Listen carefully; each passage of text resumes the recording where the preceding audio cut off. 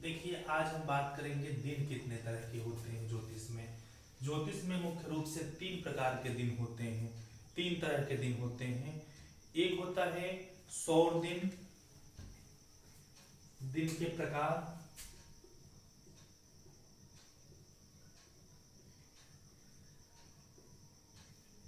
एक होता है सौर दिन, दूसरा होता है चांद्र दिन, और तीसरा होता है सावन दिन। ध्यान से समझिएगा। ज्योतिष सीखने के लिए सबसे पहले हमको दिन जानना जरूरी है। दिन कितने तरह के होते हैं?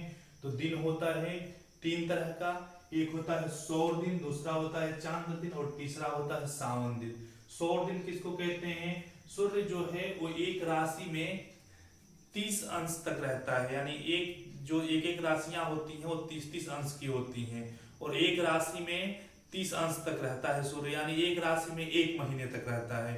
और 12 राशियां होती हैं, इसीलिए 12 राशि मिलाकर के 12 महीने के बाद फिर वो अगली राशि में प्रवेश करता है, तो 1 वर्ष पूरा हो जाता है।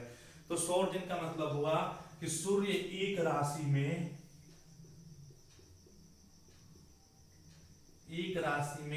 एक अंश का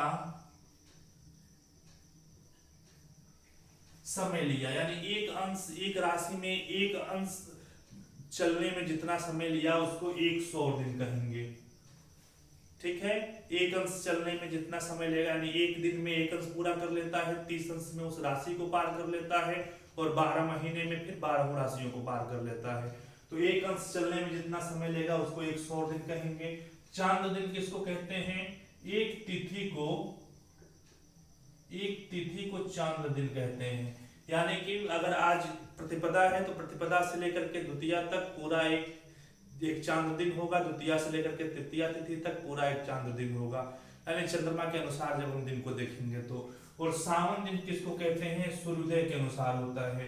यानी एक सूर्योदय से लेकर के दूसरे सूर्योदय के बीच के समय को एक सावन दिन कहा जाता है। तो अभी तक आपने सीखा 3 चीजें। सौर दिन क्या होता है? सूर्य पर आधारित होता है। सूर्य एक राशि में एक अंश भोगने में जितना समय लेता है उसको एक सौर दिन कहते हैं। चंद्रमा एक तिथि से दूसरे तिथि में जब जाता है तो उसको चांद्र दिन कहते हैं। और इस एक सूर्योदय से लेकर के दूसरे सूर्योदय तक के बीच के समय को सावन दिन कहा जाता है। ठीक है, नमस्कार।